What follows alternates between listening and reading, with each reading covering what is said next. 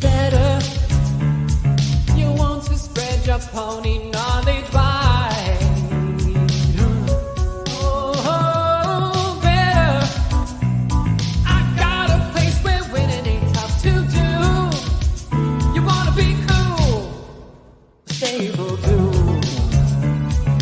Your horse racing fantasy come true. But no, stable do. Download the Stable Duel app and play today.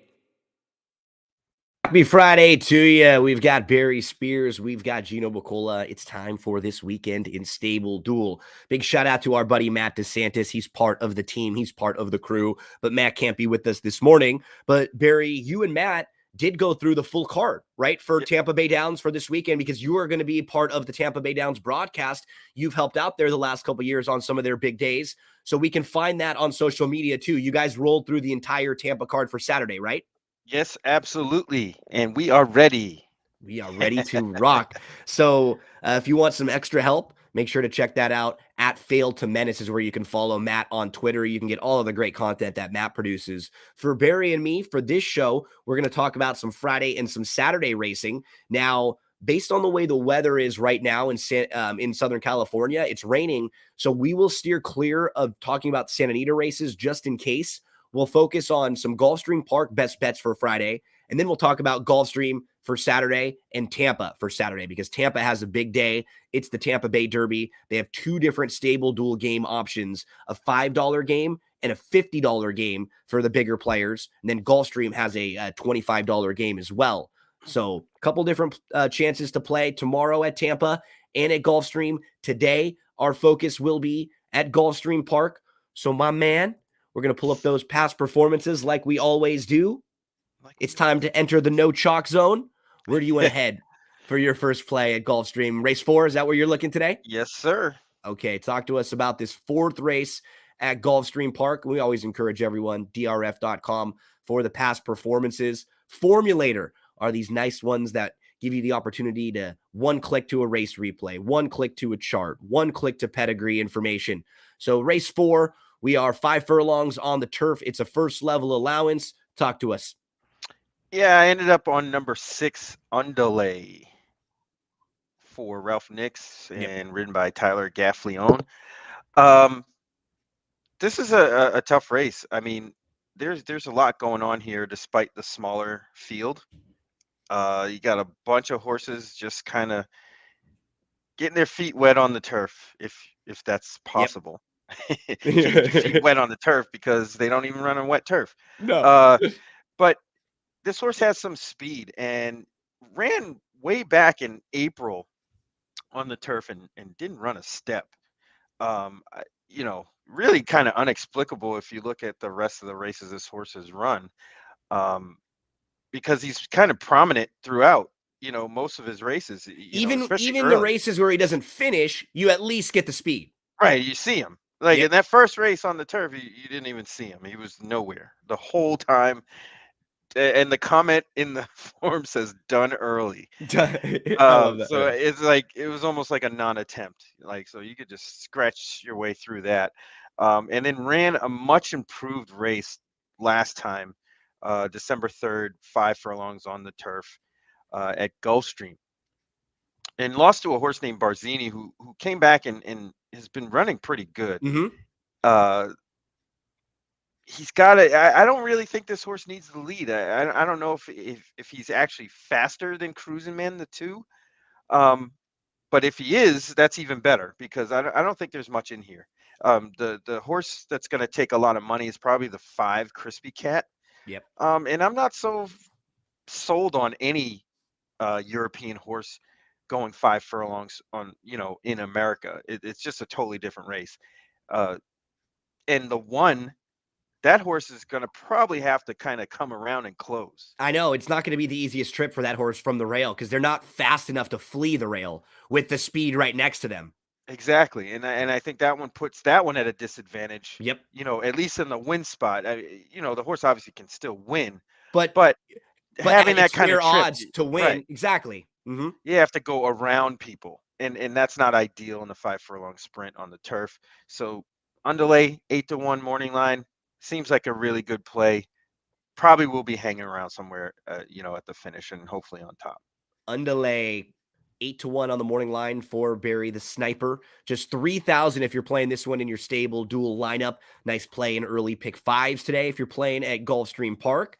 Now I move to race number 5, which is usually the type of race that Barry takes a shot at. It's a lower level 5 furlong on the synthetic race, but I'm going to go swinging in this one, Barry, and I'm looking at the number 5 Bahamian Captain. Now, this is a lightly raced 4-year-old, and if you look at his overall body of work, he really hasn't done much wrong. In his career debut, he was 3rd on the synthetic. They stepped him up a little bit in his second start on the turf. He was well defeated. He was beaten 10 lengths, but he still finished 3rd that day in a race where the top 2 just separated. He came back in his 3rd start. He tried a little bit tougher. He flashed speed that day, but it was going 7 furlongs, and it was in March of 2022, and then he was off from March to July. He shows back up in July. He wins on the turf, and then he's gone from July to February. His last race on February was really, really good. Let's take a look at this race. It's Bahamian Captain. He's the number 4 in the race that we're watching here. And remember, this was his first start since July. This was on February the 9th. So look at the 4. He breaks right on top, but he's got to take back because the 2 horses to his outside are just a little bit faster. So you know what's going to happen here. It's basically a game of chicken, right? Someone's got to take back. Unfortunately, Always, yeah. On the turn like that, when they come up short, it's always the inside horse that gets cut off. I mean, if you ever play Charlestown, you see it nightly. And they just get at Los Al. It happens too when you're playing on the 4.5. You know what I mean? At night, if you're playing Los Al and you see it on the hook when they have to take up. And this horse is just in a good spot right behind horses. Honestly, the difference between winning and losing this race was just having to take back there. He's looking down to the inside. He kind of wants to go down there. He's got to sort of wait and hesitate. See, even right here, he's taking up because it's really, really tight quarters. Yeah, it's tight in there. But what I like is he sort of just stays down there and he keeps trying. Like he doesn't steady up and fall all the way back. He sticks his nose down and he actually gets up for 3rd, which I thought was pretty impressive here. And he can be a little bit more forwardly placed even if they want to get right to the lead. So I think at 15-1, in this race, I think he's a nice fit in here. Second start off the bench. He's lightly raced. He's got some upside, and he's not going to cost us a whole lot in our stable dual lineup. Bahamian Captain, the number 5. One thing I do like, and you'll see me do this a lot, is you see how the horse ran on July 1st, right? Yep. As a 3-year-old. And this horse didn't really run at 2. No.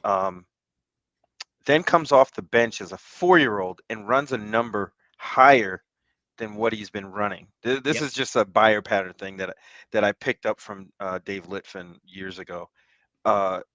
And what it insinuates is that this horse has another jump up.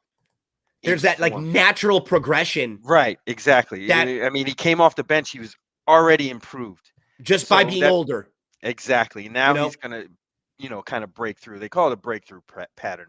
Yeah, that's what this horse has right here, and it's always good with long shots and horses that are kind of off the beaten path. When they come back, even if they don't run well, as long as that number is higher, it ends up being a good situation for the next race or even the race after that. Their ceiling is now higher overall as a horse. Exactly. Right? They can raise their game, which is what we're looking for. Second start off the bench here. Bahamian Captain 15-1 on the morning line. So for Barry, you've got one more in the 8th. Let's move to the 7th because I also have one in the 8th. We'll talk races 7 and 8. In race number 7, I'm going price shopping, and I'm looking at the 1 down on the inside, Quayle. So 4 races in this filly's career.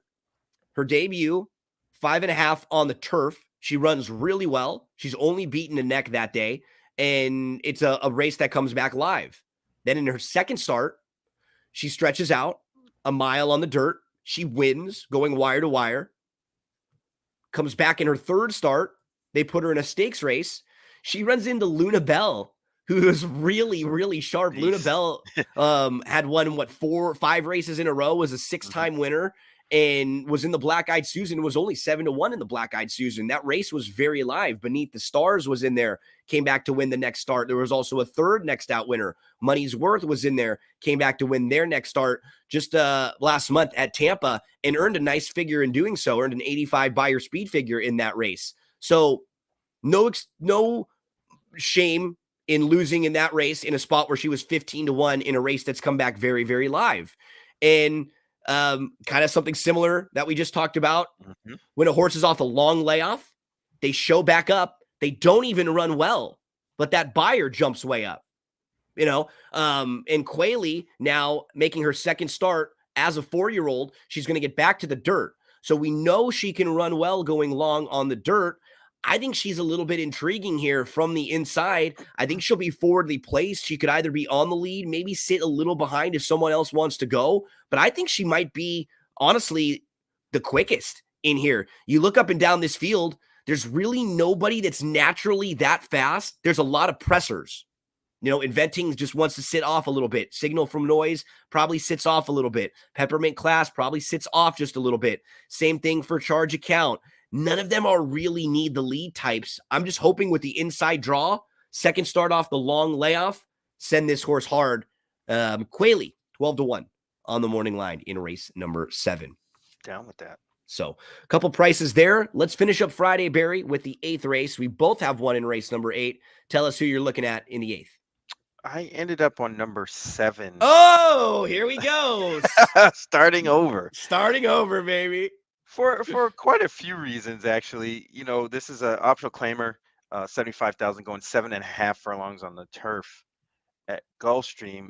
And really what kind of did it for me is the class this horse has been, the company has been keeping in the class of the races, especially the last one on February 4th at Tampa, the Grade 3 Tampa Bay Stakes, I think it's called.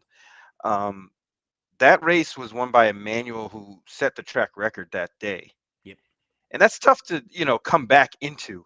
This horse hadn't been out since November, comes back, horse breaks the track record. I know, he wasn't really bet that day, and he probably wasn't supposed to be. That he was way over his head in that race. Now he gets to a more reasonable spot. This is much softer than that race. And I think that horse could have gotten a lot out of it and sets him up perfectly for this race. And that's where we're going. If we can just look at all of his recent form, just eliminate the 2 races on the yielding turf at Belmont, and then all of a sudden everything looks that much better. You just eliminate those 2 races. You've got a couple dirt races prior than that. And then all of a sudden his entire body of work looks way better. Like if you can just say from January of 2022 through June of 2022, there's a 4-race stretch that you just cut out. Yep. Cut those 4 races out. Things were bad at that point. He was in a low point in his life, right? He's not feeling great, right? Yeah, he's not running on the surfaces that he likes. He's on an off track, a muddy track, a yielding turf. Then he puts it back together at Monmouth Park. You get a little bit softer company. Then you win at Colonial. And then over at Belmont, you're behind the very sharp Big Everest in a race where Good Governance and Anaconda were also in there. I liked Good Governance last week in a really tough race at Gulfstream. And then you're second in a stakes race behind Hosier, and you're in front of In Love, who's a nice runner. And you come back in a race that you need, and you just run like a horse should have run off the bench. Like, it all makes sense when you go through the progression for starting over. 15-1 on the morning line for myself and for Barry. Come and play along today at Gulfstream Park. You have a couple different contest options over the weekend. Today, there's a $50 top 3, and tomorrow, there's a $25 top 5 game at Gulfstream Park. So let's turn the page from Gulfstream Friday to Tampa Bay Downs for Saturday. For Tampa, Barry, it's a really nice card over at Tampa. Yeah. They have on their Sam F. Davis and Tampa Bay Derby days, the stakes races and the undercards are always very good too. They're always big fields, super contentious. And what's nice is you get a sort of like a different group of horses some of the time than you'll get, at Gulfstream Park. You sort of see those same horses 3 or 4 times in a row.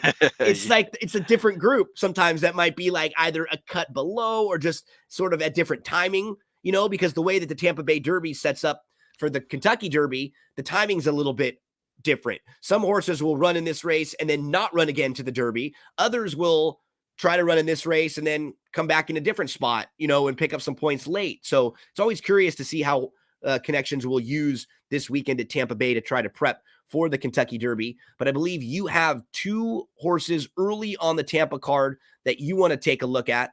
So talk to us about the 3rd race at Tampa as we get ready to pull up those PPs.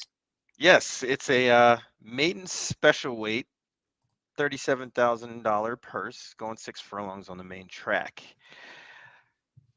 These races end up being a lot more difficult because you get these horses that are kind of shipping in for the day, or from big outfits and whatnot, and it ends up kind of muddying the whole scene because They get usually those overbet. horses are overbet, right? And it raises the price on horses that probably are a lot more logical than what they appear on paper, just thanks to being not from big connections. And I think that's going to happen with number 4, Roses by Liam. I think a lot of people are going to gravitate to this 9 horse, who does look good on paper. There's enough speed for that horse to run at, but I can't. I'm just not sold on that horse at a short price. He doesn't look so much better than everybody else that he's just superior. But somebody has to be the favorite, and it looks like he might be that. That being said, I think Roses by Liam is coming in this race with a good prep. He's been off for a while. Right, exactly. He's been off. September 10th, 2022, he ran in a stake race or a state bred stake at Canterbury and didn't run at all. Then shows up February 4th, 2023 here at Tampa, and he didn't run lights out, but he ran a much improved race, which tells me this horse has got some potential, especially at this level.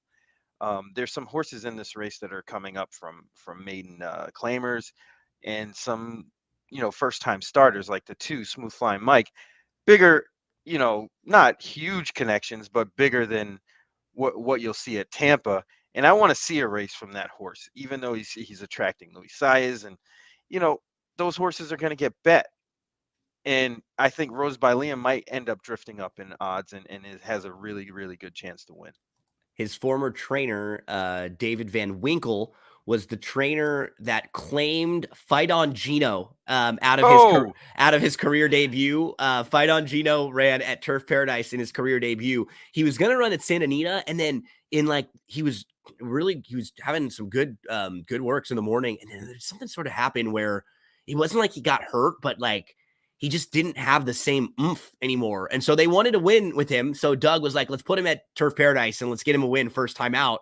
And they shipped him over there, and he had this awesome race, but he lost. He finished 2nd and he got claimed. And then in his next start, he won with David Van Winkle. But man, it's cool. You know what? It's cool to see the name in the winner's circle. Like even when I pull him up on Equibase, it's fun to see Fight on Gino with a couple of victories there. So shout out David Van Winkle, who got Fight on Gino into the winner's circle there.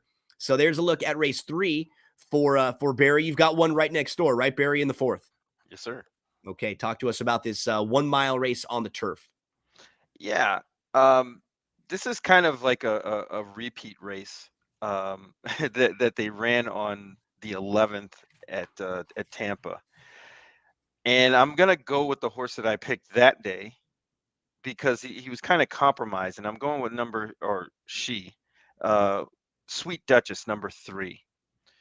If you could pull up that that replay, and you can kind of just forward it to the top of the stretch. So she's the 8 in this race. Yep. And this horse gets compromised just like a whole bunch of others by the 1 horse. You can keep it here. That's fine. Yep. You'll see this horse is getting out. You see how the the jock is just all over that left rein. Oh yeah. and the And horse you're in just some keeps traffic going out. trouble right now already as it is. Right. But yeah, And when they make the turn, you'll see our funny business just drift out, and I ev- think at least cost this horse second. I don't know if Sweet Duchess would have won, but she probably would have finished second. Now she's see how Sweet Duchess, who's the 8 in this race, um, shifting out right here. Yeah. shifting out, and that's really how this all kind of goes down because the one keeps getting out. The guy's just pulling Oh as hard as he gosh. can on Oh that on that gosh. left lane, I and know. see how far they Oh go my out. There's gosh. another horse in this race that gets affected by that, and it's the 10 Gabby Squared, Yeah, but right she kind of behind. pulls up. Yeah. She kind of pulls up, but you see the 8 keeps running. Which is the most impressive, that because that's the type of thing that after that you just pack it up and back up. Right, Right. and she Like, finishes pretty well. So I think that was enough to compromise that horse in that race, and should get a better trip this time. I mean, just for the fact that she's in the 3 post yeah. rather than the 8 will do her some good. Obviously withstanding any kind of lugging out that was going on. I think she's in a good spot to win this time. Yeah, I agree. That's a very nice replay to take a look at. The number 3, Sweet Duchess. She's 5-1 on the morning line in race number 4 at Tampa. So I'll move a little later on in the card at Tampa Bay Downs. Let's move to race number 8 in here. So Ew. the horse who I'm looking at in the Challenger, I think could sit a pretty nice trip is the 1 Trademark from the inside. I'm looking at Skippy Longstocking as the class of the field. And the way it shapes up, Mighty Heart is pretty quick. You know, Mhm, Classic Causeway is going to go. That's his mhm. game. He's really good at Tampa also. Surly Furious, who's right next door, he's stretching out from a 5 furlong sprint and a 7 furlong sprint. When he's been on the lead, he's been forwardly placed, showing some speed. I think at least those 3 will be quick. Tax isn't Tax. as fast as them, but he has he's one of those horses where if you don't ride him hard, he's got no shot. He stops. You Yeah, got it. You he have to doesn't get go. into him. Like, so you have to have him forwardly placed in there. So all of a sudden now I see a good group of horses that are pretty quick. And I don't think Trademark is as fast as them, even though it might sort of look like he's got some speed in his running lines. A lot of those races are races where they're not going that fast, and he just sort of is handled aggressively. But you can tell in the races where Classic Causeway, he's not as fast as him. He's always way well behind Classic Causeway. And Yeah. I just like the way that he's progressed in his last couple starts of last year. Actuator, who beat him in the Indiana Derby, he came back and beat Actuator, which I like. So he was able to turn the tables on that one. And then even though the figure was a bit low on November the 27th, it was in the slop. So I actually kind of like it when a horse wins in the slop and the figure is low versus the opposite, right? If a horse wins in the slop and they get this huge speed figure, you're always wondering, was it only because of the slop? But if they win despite that, it doesn't bother me at all because I'm thinking he probably didn't even like the track that day, but still was able to win just based on class. And Trademark beats, Actuator, who he said it was the last race, though, 2 starts back, where he also defeated Pioneer of Medina, who just came back and won the mine shaft that we saw over at Fairgrounds. So race that comes back pretty good. You beat Pioneer Medina. He comes back and he runs second behind Skippy Longstocking. And then he comes back and wins the mine shaft. And then Actuator, who is, the Indiana Derby winner earlier. So I'm just hoping he sits a trip here from the inside. He's making his first start at 4. I know you looked at a lot of these races, Barry. What did you think about this one? I think we might have you on mute.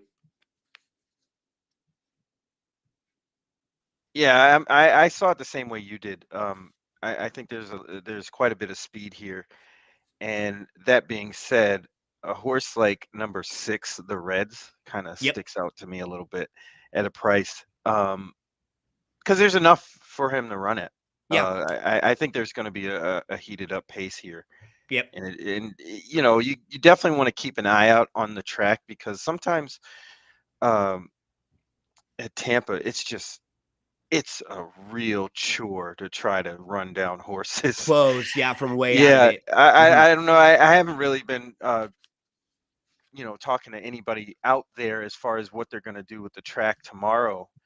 But typically it is speedy, but it's usually fair.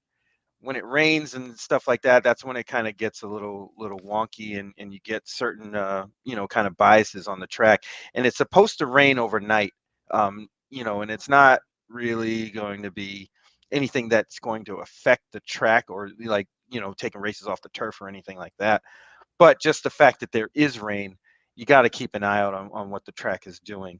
But for the most part, it should be dry most of the day tomorrow, and I think we'll have a good day of racing. But hopefully the track plays fair. If it is, then I think the Reds may have the shot. So does Trademark. Any closes in this race probably would merit a little bit more consideration. Let's take a look at a couple more races at Tampa before we flip over to Gulfstream for Saturday. The 9th race is the Hillsboro, and I thought sort of the opposite of the last race that we talked about. It doesn't look like there's that much speed in here. And I went to the outside with Scottish Star. I hope they send this mare really hard. They have to, right? Right? I mean, they have to. There's nobody else in here that has speed. And you got Luis Saez, and it's just like all the elements are there for this horse to go to the lead. I think we had one like this before, where we're like, there's no choice. He's got to go. Third off the bench. She sat last time, but she had to sit a little bit from the outside. It was, she was post 11 that day. She tracked from about 4th, 2 off. She was 3 wide. She was up to take the lead. She just had trouble putting away the horse that ran 3rd. She just couldn't sort of put her away early, and then surprisingly comes up and nails her right on the money. But there's not as much speed in this race. I hope the 7 just sends hard from the outside. That's Scottish Star with Saez, 3rd off the bench. Let's get her on the front end, wire to wire, the one to catch. She's 6-1. She'll cost us $5,000 in our stable duel lineup. So as we're rolling through Tampa, in the next race was one more that I thought was a fun stable dual play in the Florida Oaks. We know some of these fillies. Barry, Stephanie's Charm is one that's that you've used a few times, and she's honest. She's super honest. She comes running. The horse who I actually like a little is right next to her in Navy Goat. Navy Goat had a brutal trip last time out, got bumped at the start, had his check farther back than they wanted. Then they cut the corner. They were sitting about 5th, 4 lengths off, traveling really well, but just nowhere to go. Traffic all over, tried to move in between and kept trying all the way, was behind Cairo Consort. And, Cairo Consort is a very nice filly because she had that win when she had a bunch of trouble. And then in her last race, she had no business even being close when they went 50 to the half mile and she was hooked wide, like all the way. And she kept coming. She really kept trying. She's honest. So when you see the Cairo Consort running lines, those are nice. And Navy Goat had legitimate trouble that day. She is 6-1 in here. How did you see this race playing out? Yeah, I saw it pretty much the same way you did. This is a really tough race. I think of all the races on the card, this one was going to be really tough, and it's good because it's placed in front of the Tampa Derby. It is. So which looks really chalky. It's going to be really tough to beat Tapit Trice. Completely. Obviously, he if he doesn't show up, then that's a different story. Right. But he beat the second choice by 8 lengths. Right. You know what I mean? Like his maiden race is better than the other races on the card on the page. And the toughest thing is that in that race, the horse Shesterkin, the 9, he got the jump. Like on everybody. He got the better trip of than Tapit Trice did. He was sitting just off the lead. He moved to the lead. Tapit Trice had to sit really wide at Gulfstream Park, which is not where you want to sit. And he still just puts this horse away and draws off. And so I don't know if this is a Kentucky Derby winner, but as far as him compared to the rest of this field, like he really would have to massively regress, not show up with a race that was either as good as either of his last 2, and everybody else in here would need to run the best race in their life. I will preface this, though. I can understand if somebody wants to forgive the Sam F. Davis for everybody. Me too.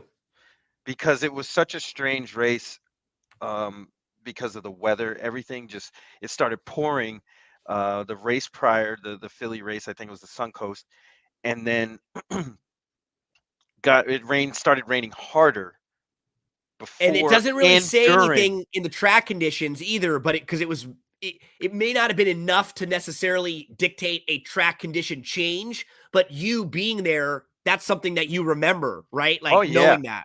yeah, and it was when Litigate passed the wire, it was raining as hard as it did all day at that point. So I can understand people that want to, like, let's say, forgive Prairie Hawk, Sure. because he was like, it was kind of an atypical race for that horse, and you can say, all right, well, I can forgive that one. Um, Zydeco ran pretty good, and probably got Yeah. a lot out of that. Champion's Dream was another one. That horse was Just up so front and bad. prominent and just stopped for really no reason. And I was debating. That's the horse I actually picked in the Sam Davis.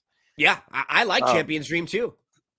so if somebody said, all right, well, I'm gonna go back to Champion's Dream, and just kind of wishing that Tapit Trice stubs his toe, which is entirely possible. I mean, We he may and not like handle you this mentioned rising with class. I was gonna say it's class, and you even mentioned we see plenty of horses that are set up well. Tampa's a quirky surface.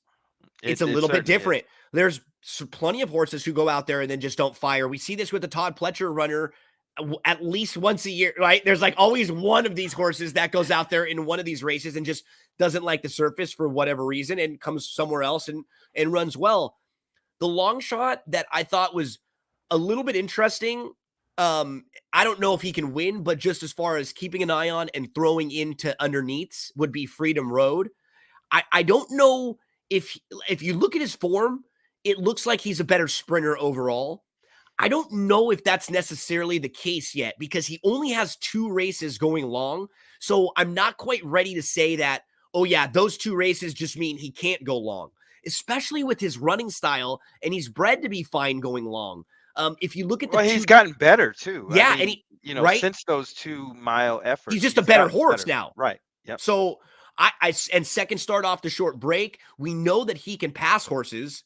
So I think he might be a horse who, when a lot of these are backing up, he might be passing some horses late, picking up some pieces, maybe gaining some Kentucky Derby points here. Then he would be a horse I'd keep an eye on, showing up down the line, or like maybe a horse that could run in like the Pat Day Mile or something. Like I think there's some ability here. I'm curious now at this class level, and we can see if he can stretch out to a mile and show a little bit of that success. But they're all going to have to be on their A game to beat Yes. Tapit Trice. If he shows up with just like a B- level game, He he still wins. blows him away. He wins this. His maiden breaking win is probably better than 90% of this field's run Yeah, already. yeah. And the horse that he beat, Slip Mahoney, came back and ran pretty well in the Gotham. Was well defeated, but was second that day. And the race has come back live. Even Winning Connection, who was in there, came back and beat a maiden claiming group. So 7th race at Tampa on Saturday starts the stakes races. 7th, 8th, 9th, 10th, 11th. I believe there is an all stakes pick 5 that starts in race number 7 and goes through those. You can always check out all of the wagering menu and anything that you need at drf.com. So let's finish up, Barry, with some Gulfstream Park for Saturday. We head to Saturday at Gulfstream Park, and I believe you are looking at a couple races, the 5th and the 5 and 9th. 9. Yeah. So for Gulfstream Park for Saturday, if you're playing along, keep in mind that coast to coast pick 5 will incorporate races 9, 10, and 11. So we'll talk about that 9th race in just a moment. But Barry, you start us out with race number 5 for Saturday.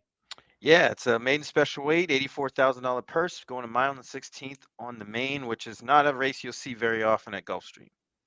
No. Yeah, you're right. You probably see, we should be seeing it more, but these races tend to not fill. But it's Derby season, and that's probably why you're seeing this. Yeah, anyone Obviously can all get the one three. shot in this race, and then it'll give them the timing to get one more prep maybe somewhere else in 3 weeks or a month if they run well here. Exactly. That's why it's weird that people don't utilize the Tampa Bay Derby a little bit more I agree. because it gives them more time. It gives them outs because if the horse doesn't run great in that race, you still have options to run in another prep. You You can can come back still in go to any of the Florida. Florida Derby, Arkansas, Santa Anita Derby, or if you want to wait a little, you want to go to Turfway, even like you have options there, especially if you run like third or something and you pick up some points. And then it can sort of dictate the way you set yourself up. So I agree with you. I don't think enough. We see some of the preps sometimes, and you're like, wow, I wonder why we didn't have one or two more horses just take a swing in this one. Right. And it just makes sense. The timing is right. And, like for example, Tapit Trice, that horse, even if that horse airs on Saturday, he still could run in the Florida Derby. Yep. And it probably would serve him well to do that. Just to Even, get the foundation. exactly. And be ahead of the game, even if he doesn't win the Florida Derby. Just running in it is probably would do him good, especially if he's able to get points on Saturday. But we'll see how that works out. But that being said, this race, has a bunch of horses that may still be Derby dreaming. The horse Dreamlike. Who's to say that that horse can't, win, win on Saturday and then run in the Florida Derby? And the We've horse seen that it beat him, happen, Arthur's Ride, was a nice horse. right? But I'm playing against this horse here. Yeah. I just don't see it. I ended up on number 3, Wayhill Road. Yeah, I, that's I the like one. I like the fact that the two horses that he ran against that beat him, Kings Barnes, who's probably very, very, very good. Yeah. It's just a matter of where he's going to show up. I thought it was going to be up at the Wood. I'm not really sure yet, though. I haven't gotten any kind of confirmation on where that horse is going to run next. And then Victory Formation, who ran really well, last fall. I think they go back to Oakland, I wonder, because he ran what's funny is he ran well in all three of his races. He was the favorite in the Risen Star. Hmm. And they tried to rate him and he just didn't want to rate. Didn't want to rate, yeah. And so now it's kind of simple. He's been working again now. He worked on March the 4th. So I wonder if they just try to send him hard again, like go back to Oaklawn or maybe even Keeneland where he's won, in the bluegrass, something like that. And you just try to send him and put him right back on the lead. Yeah, But he's a nice that's horse. definitely. And I think this horse ran very well in that company. Yep. Just the fact that, at first I was like, wow, why is Krieger riding? And it was like, because everybody else is gone. Yep. Because I don't know. I don't think I've ever seen Krieger ride a Shug McGahee horse, but he'll be able to get this one done. I think I like the last workout on the 7th. This horse is just coming into this race in the right way. And this horse is a beautiful pedigree. Yeah. He's a half to Midnight Bourbon. Maddie, shout out to Maddie. That was one of his favorites. That's right. Gervin, who was your Louisiana Derby winner. Pirates Punch, who was like a legitimate stakes caliber horse for a while. You see, in back-to-back races, he crossed the wire first in graded stakes. He won the Salvatore Mile. Cocked and Loaded was also a 5-time winner. Like, this is a strong pedigree that are that's why they paid winners. 1.6 million for him. Yep. And it's crazy. He's 8-1, on It the is. morning line. And he'll put two together for the first time. And this feels like a great pattern for a shug horse because we know he's not the type of conditioner that is concerned with having this horse run big races first and second time out at all.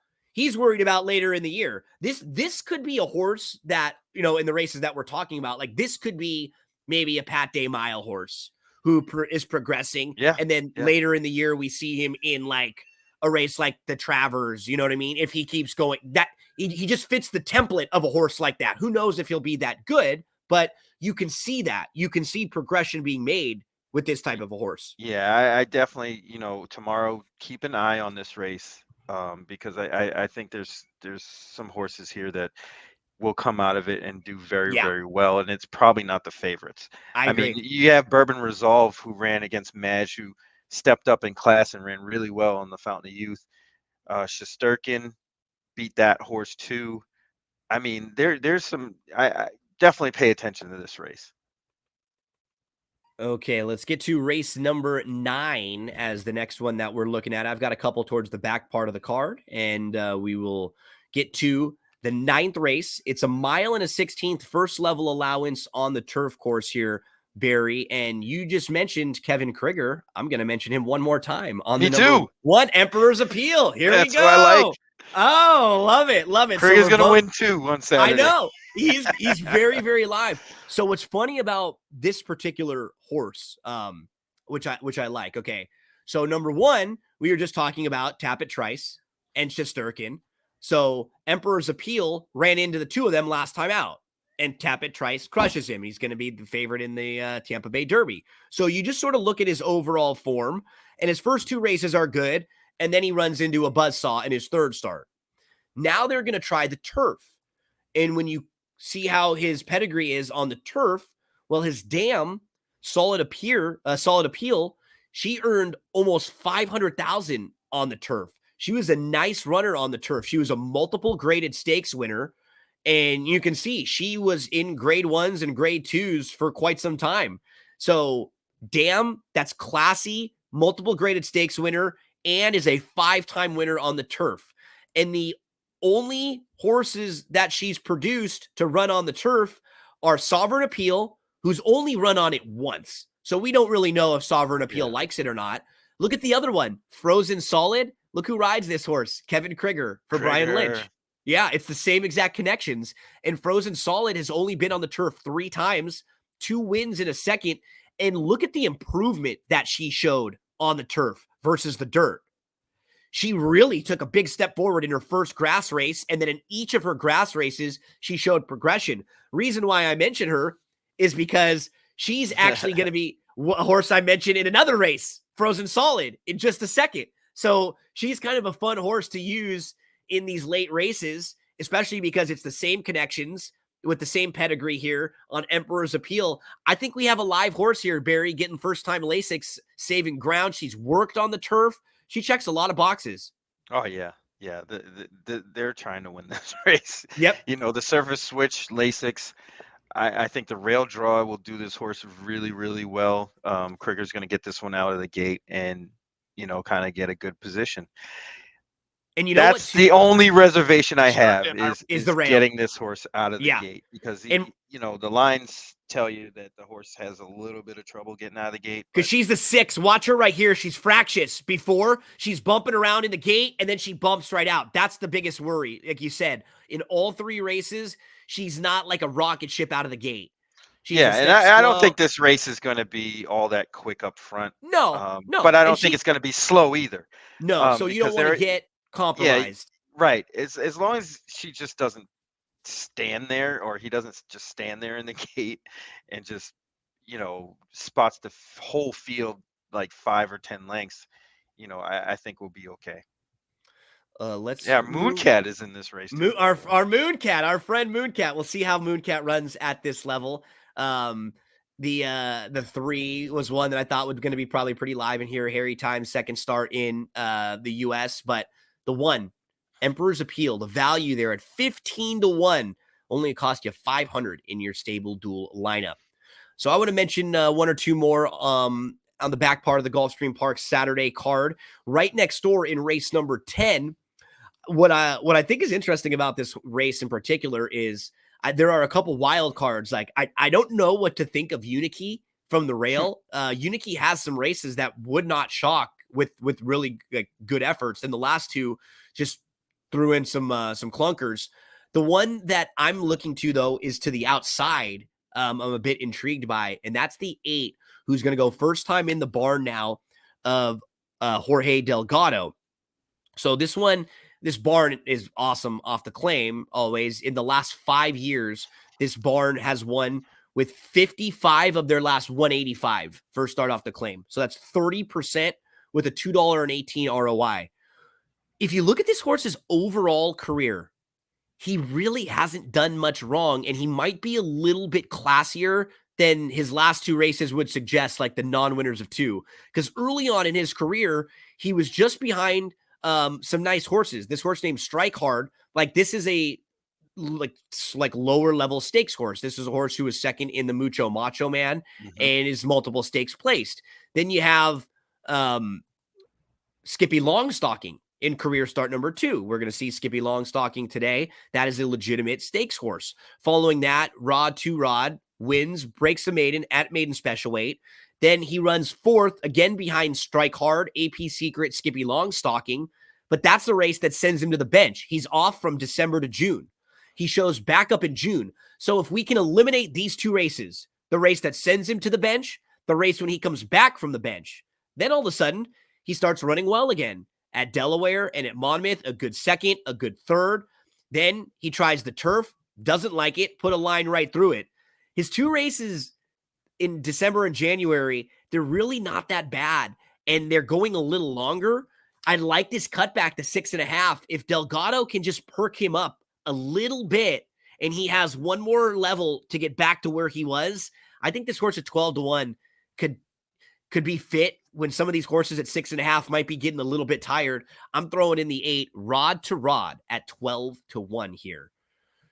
So let's look at Gulfstream Park while we're here, Barry. Let's look That's at a really good race, by the way. It is. You know, these horses, like, it has the 25,000 optional claimer moniker on It's it. stronger but than that. It's way stronger than that. Yeah. I mean, Starship Renegade is razor sharp. Unikey has some back class. Like the 5, King if Cab. this horse is ready, this horse is interesting too, because look at the 5s races. They're not bad. Early on was behind Corniche and Messier. And then you see Creative Minister last year too. Like, these are not bad races for Cover Me Up. If this horse has improved a little bit, first time at 4, gets the ultimate equipment change. King Cab and Starship Renegade, if none of the wild cards jump up, one of those 2 will win. You know, or like a Gangly, because those are like the measuring sticks for this race. Yeah, if Cover Me Up doesn't run with King Cab's going to be really tough. Yeah. But I'm assuming that, you know, either that one, the 5, Unikey, or maybe. the Old Town Road, Unikey fresh off the bench, should give that one problems. And it kind of sets it up for your horse. So let's move just to the final race we'll talk about. It's the stakes race in the 11th. It's the Captiva Island, and it's a 5 furlong turf sprint. And the horse that we were talking about a few minutes ago, Frozen Solid, beat Little Jewel in this race. So Frozen Solid is that nice runner for Brian Lynch. Kevin Krieger was aboard. Now, if you look at Little Jewel, career debut, solid 3rd behind a nice horse named Toby's Heart. Toby's Heart came out of that race. Toby's Heart won multiple stakes races. I don't think he ever got the graded stakes, did he? No, I don't think he did. I think he was just a multiple stakes winner. Then he would show up in a lot of these graded stakes races and his multiple graded stakes placed. But that was way back in June of 2020. So it's off from June of 2020 to January of 2023. We're talking 2.5 years. She shows back up as a 5-year-old after racing as a 2-year-old. And that was when she loses to Frozen Solid. And then look at her last start. What I really liked about this race in particular, so she's the 3 in here, and she has a really good beginning. She's fast. She's right with the top 3, but she's got a decision to make right here, right? She's in between 2 horses. Are you going to go or are you going to take back? Well, you know what they decide? They take back, and look at how nice and handy she is, and she responds. She sits very nicely in 3rd, like no problem, gearing down, relaxing a little bit, and you could tell she's going to win, right, this whole way. She just looks like she's a winner all the way around. She's loaded. I just liked how handy she was in a turf sprint. You need that, you know, those multiple gears. You need to be able to start and stop on a horse like that. So they loom her out. She just blows right by. She wins a turf sprint by 4. I mean, and she really stretches her legs nicely here. This is a nice effort from Little Jewel. I tell you what, you gotta give Irad a lot of credit for that ride. It was a beautiful ride because he didn't panic. He didn't shove her up kind in of the middle. jerk the Nope. horse back. He eased her out of that spot Yep. perfectly. I mean, I can't say enough about the guy, to be honest. I know he catches a lot of heat on social media, but I mean, everybody hates winners anyway. But the guy puts his horses in the right spot every single time, and that's why he wins a lot. you know, granted, he is riding the Cadillacs in every race, But that but horse right there we just but saw. that was that. I know that horse was supposed to win. He was even money, or But if he she doesn't was. get But if that he trip, doesn't do that, that horse doesn't win. no. And people might think, oh, he won by 4. He would have won whatever. No, if he's in the middle battling 3 horses across the track, he doesn't win that race. No way. Exactly. If he doesn't patiently get the horse to relax and gradually take back, he doesn't win that race. If he, like you said, if he grabs a hole hard and the horse takes back and steadies, loses 3 lengths, and then all of a sudden not comfortable, you don't win that race. And to make it even better, the dam of this runner, Hey Jude, don't make it bad. So Hey Jude, she wasn't anything monster out on the racetrack, but she's been a nice producer. Little Mike. She produced Little Mike, who's a 14-time winner, 3.5 million. He was your multiple-time turf. He won the Turf Classic at Belmont, the Turf Classic at Churchill. He won the Arlington Million, and he won your Breeders' Cup Turf. This is a legitimate horse, Little Mike. Also, it was overlooked a lot. A lot. He never got bet. And what I also like, because Little Mike's best races are going longer, so maybe you're a little worried thinking, maybe Little Jewel would be better going longer. Look at Little Nick. This was a legitimate turf sprinter. So the sprinting is no problem for Little Jewel at all. This horse was a very, very good turf sprinter. Little Scotty was a 3-time winner on the grass as well. Militarist was a multiple winner on the grass. Militarist got really good at Militarist right here, and they took a shot in the Fayette and in the Clark. And even Little Jude was a winner on the turf. Parkland is a 4-time winner. I think. Yep. Parkland. This is a good pedigree. And this is a horse who has a ton of upside. A ton of upside here. Little Jewel, the number 2. She's a huge price. So think about this. We've got horses on this card or that are 15-1, half to Little Mike. What time does that race go off? Right? This race goes off at 2:35. Right? Yeah. 5:35 out here. So I don't know if it's gonna be around the same time the Tampa Derby's going off. But but we've gotta get Little Jewel. I gotta get a ticket on Little Jewel somehow. Gotta get a few in on Little Jewel. So Barry, my friend, please say hello to Ren Carruthers and Jason Beam out there at Tampa. Absolutely love the both of them. Ren does a great job on their simulcast. I spoke with Jason the other day. I sent him some good luck wishes, and my mom is like a huge fan of Jason Beam's like race calls. She always tells me, "Oh, your friend Jason, he's so great. I love his calls. They sound so good and educated." So I wanted to make sure to let him know that we always appreciate hearing those kind words. So let them know I said hello. Good luck to you out there. We're all going to be watching and following along with you. You do such a fantastic job out there. And I always appreciate hanging out with you on Friday mornings so we can find more from you. Full card analysis with Matt DeSantis, capping the card with Matt. Go check that out at Failed to Menace, and make sure to give Barry a follow at Urban Handicapper. My friend, good luck this weekend. I love watching you out there. It always makes me feel good. I get a big smile on my face as soon as I hear your voice or as soon as you pop up. So I wish you the best of luck out there. Keep kicking ass. Appreciate it, man. Thank you. I appreciate it. We couldn't do this without you, to be honest. Oh, well, you like always. Yesterday I did just a small little video that I was putting out, and it's one of those things where we've talked so much and we handicapped so many times. And like last week we joked, we had like, we talked for about 4 hours and like on Friday in like a 24-hour period. Man, it was great. it was a blast. But like, I don't even realize, like yesterday I put out a video of talking about some races at Santa Anita, and I'm going through this horse, and I just mentioned like the makeover package, like Barry Spears would. There it is. I don't even realize I'm saying it. You know what I mean? It's like sort of like it's just like a part of my my repertoire now to talk about it. There was a horse named the Slap that ran yesterday. Didn't really run all that great, but it was funny. It was like dropping in class, cutting back, first time gelding, first time LASIX, new connections, just Oh, all gotta of the love the stuff makeover for that package, man. makeover package. So Love it. Love it. always you gotta find friends that can help you learn, that you can also know that you'll be able to learn a little bit from in turn. So that's what's great about every Friday morning. I always come out of here feeling like I learned a little something from Barry and from Matt, and we get ready to rock and roll for the weekend. Good luck to you, buddy. We'll be watching and rooting for you over at Tampa. Good luck to everyone out there. Good luck in the Tampa Bay Derby. Good luck at Gulfstream. Good luck at Santa Anita. And good luck to my friend this weekend, Joey Cleveland. Let's say hello and goodbye.